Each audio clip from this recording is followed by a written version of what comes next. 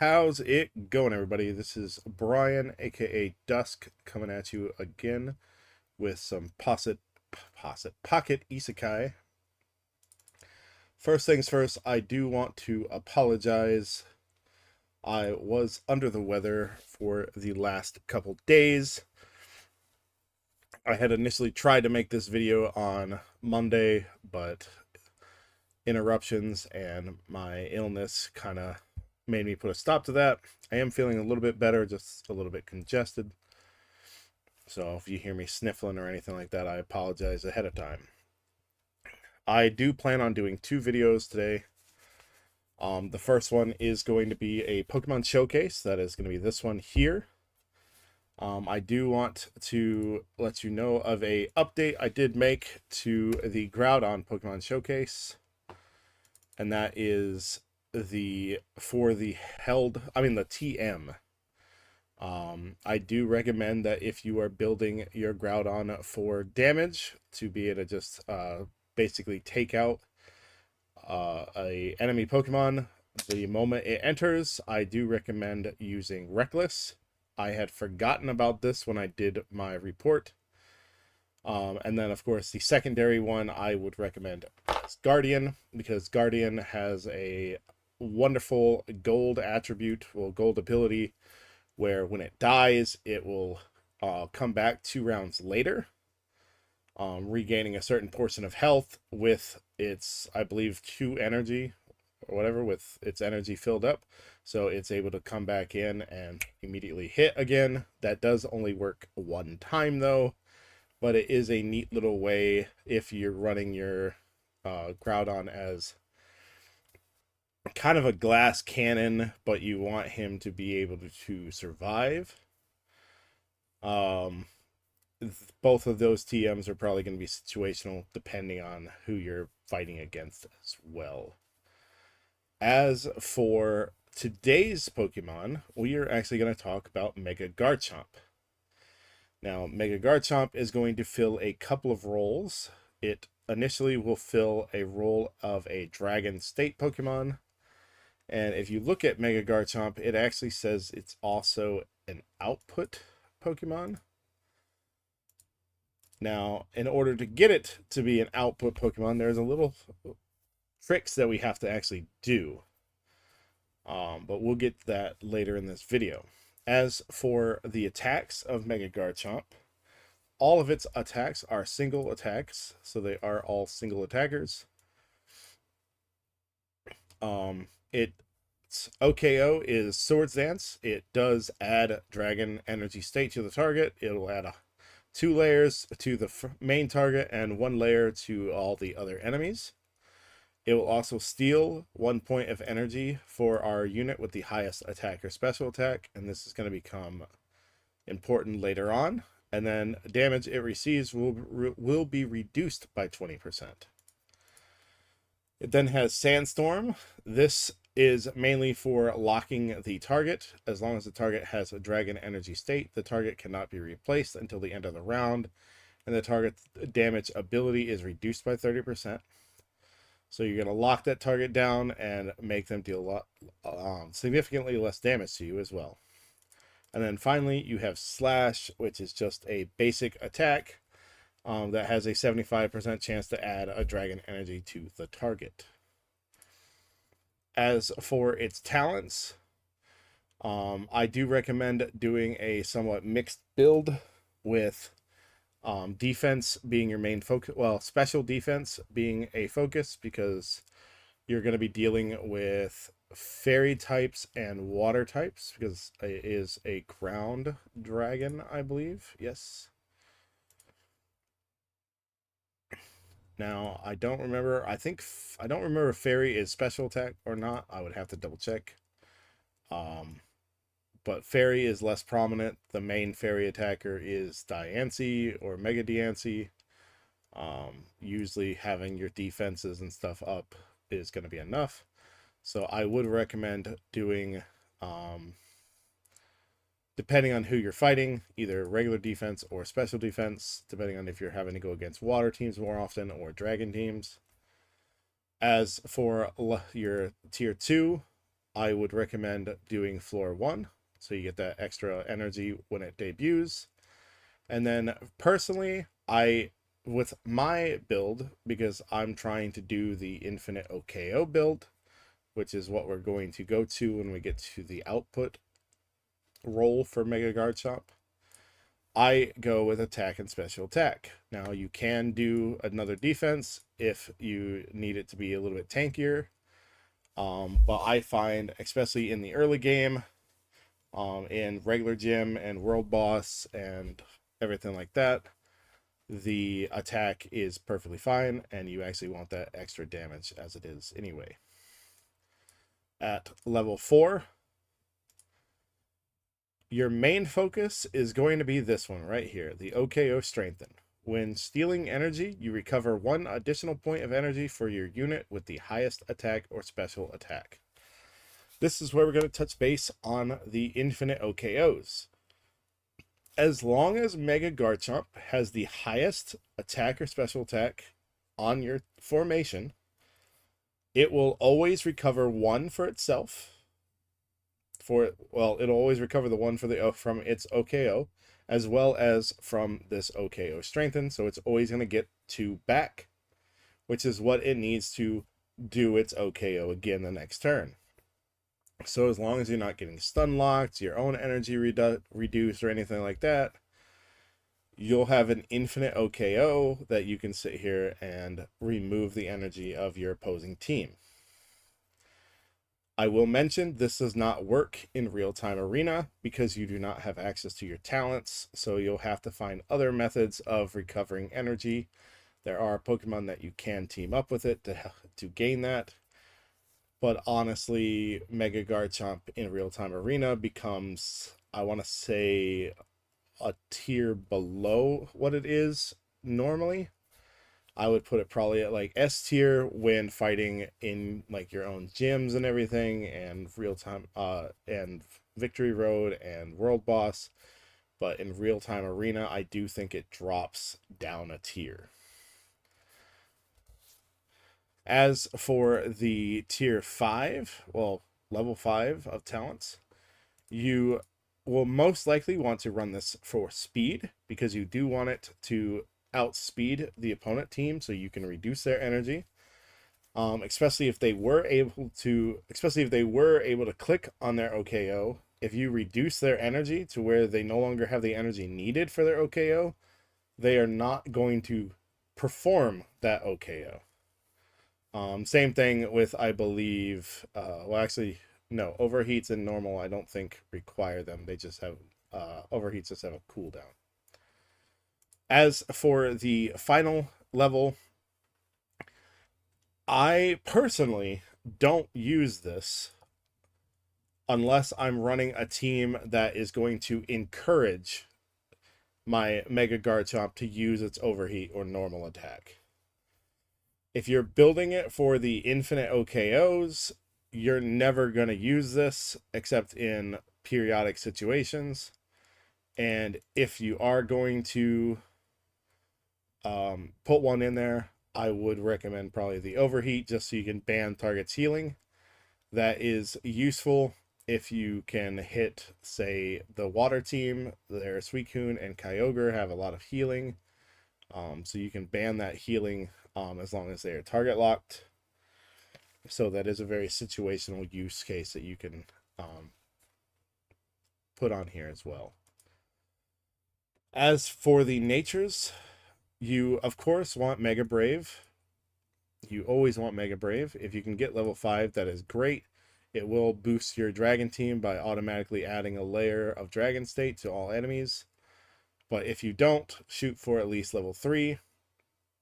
That way, at the beginning of the round, the unit with the highest attack or special attack will be provided with a shield of 7% of its maximum HP.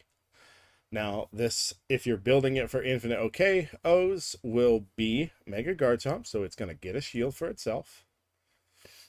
Alternatively, it could say you would put it in as a backup for your Groudon, or maybe you have a very high attacking other Pokemon. Maybe it's Mewtwo or Mega Snorlax or something like that. You can throw this out there at the beginning of the round, give them a nice big attack or a nice big shield based on their max HP, and then you can either use its OKO and recover the energy for them, or um, whatever you may feel like doing. It is very useful for um, setting up your more powerful Pokemon if need be with that extra energy as well. As for the remaining natures, it really depends on what your build is going for.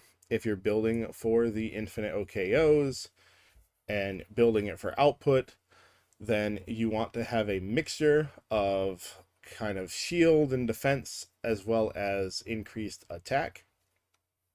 So I like to run relaxed. Once it gets level 5, it will add lifesteal to itself. When its HP is lower, actually level 3 adds the lifesteal, but level 5 increases it. Additionally, you can run Brave.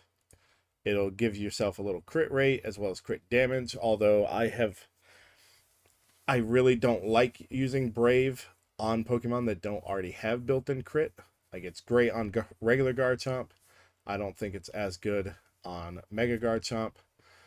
But you can also run things like Quiet and Careful to get yourself a shield or some HP recovery.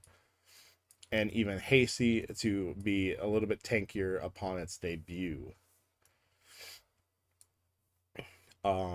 If you were ever so inclined and you had perhaps a level 5 Naughty, you could throw that on there as well to get an extra 20% plus 500 points of damage.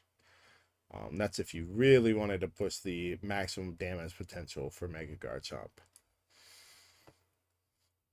I will go over extreme training since I have unlocked it. It starts off at all around and then goes to defense and then attack. This is where things get a little bit difficult because if you're building it for output, you want that attack stat as high as possible. If you're building it for the maximum infinite OKOs, it's the same way. You want to make sure it has the highest attack.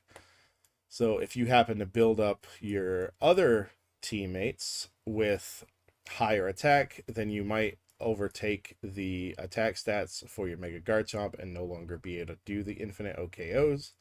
So do watch out for that if that's what you're trying to do. As for the final training effect of tier 4 in this case, after the attack, reduce the target's output by 20% for 2 rounds. In real-time arena, these are important because I believe they're fully inherited, or at least partially inherited. So whatever your extreme training is, they will take those abilities. And then, of course, the final one is going to be HP for this.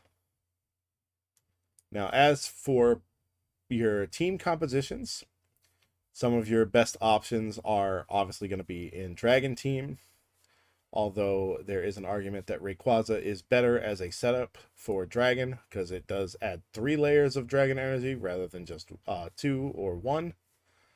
So, and it also provides lifesteal for your Pokemon with the highest attack and defense. Attack and special attack.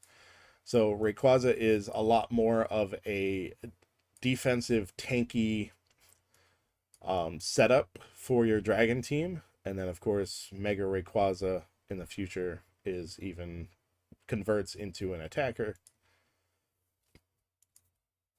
But as for Dragon Team, you are more than welcome to still use Mega Garchomp, but I find that Mega Garchomp is very useful in just as a control setup. So using Pokemon like Snorlax or Diancie or their Mega forms, as well as Mega Garchomp, using it to set up to allow your heavy hitters like Garchomp and Groudon to get off an additional OKO by stealing the energy of your opponent is also very useful as well. So it does fill that setup support role.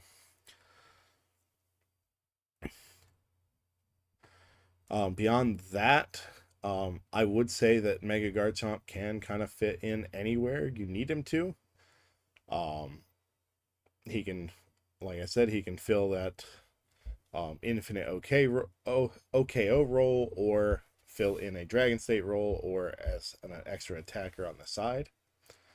Now, when you are building him, there are some things that you would probably like to focus on. Those would be your held items as well as their substats. As for your held items themselves, well, let's go over TMs first. If you're going for the infinite OKO build, War Spirit will provide a massive amount of extra damage over time, and it does last, I believe, 7 rounds. So you'll get an orange, I believe it is, you'll get like a 18% increase in damage every time it does its OKO, and that stacks for 7 rounds, and each one lasts for 10 rounds. And then the other alternative would be Forbearance, which gives you a slightly longer lasting, no, a slightly higher initial buff every round, but it doesn't, and it lasts permanently, not just 10 rounds, but it only also stacks, I believe, 5 times. I might have those stacks in reverse. But based on my math, War Spirit after about 3 rounds is going to be dealing more damage than Forbearance. So congratulations, all those people that powered up their early game War Spirits. You do have a Pokemon to put it on. As for the held items, I do recommend using Electorizer, especially seeing that if you're building it for output. If you're pushing that attack and special attack up as high as possible, then getting a very hefty shield out of it at the beginning of each round is going to be just even more effective at keeping him alive. Alternatively, you can use some more defensive things like King's Rock, Lagging Tail later on in the game as well. As for the 2-piece sets, if and when you unlock them, I would recommend going with Adamant Orb over the attack one, which is Sticky Barb. Sticky Barb gives you a nice little shield break effect and everything like that. But in all honesty, if they have a shield, especially in late game, Mega Garchomp is probably not going to damage it enough to go through the shield. So, but its energy stealing effect will still go through. As long as it hits, it'll steal the energy. Doesn't matter if it dealt damage or not. So in that case, we'll actually come back and focus on having Adamant Orb, which is going to give us that toughness and some damage reduction there to help us survive. As for our substat focus, like I said, all you really need to do is hit. So what we want to focus on is hit, followed by control resistance, and then lifesteal will give us some survivability, and then you can go with damage increase, dodge, and toughness. Those are the ones that you really want to have pushed up on your substats. As for your red substats, having that initial energy +1 to make up for the loss of your talent is going to be useful in the real-time arena. So in round 1, you can get off an energy steal effect, and then go ahead and pull another energy as well. Then you would want to have dodge, hit, and PvP damage reduction.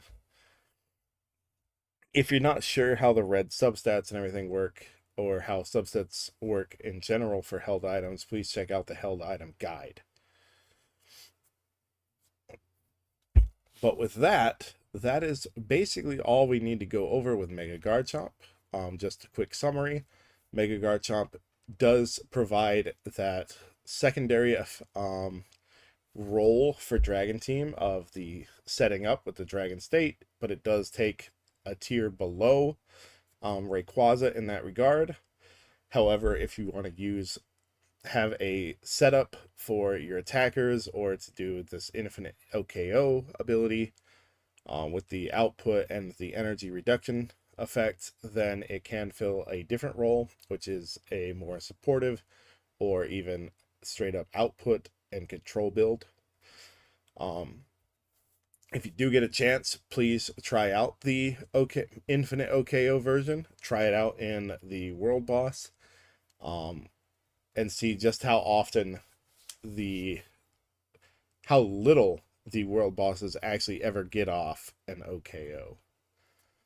But with that, I want to thank you all for watching, and I will see you next time for the next Pokemon Showcase, which I believe is going to be Snorlax and Mega Snorlax. Thank you once again.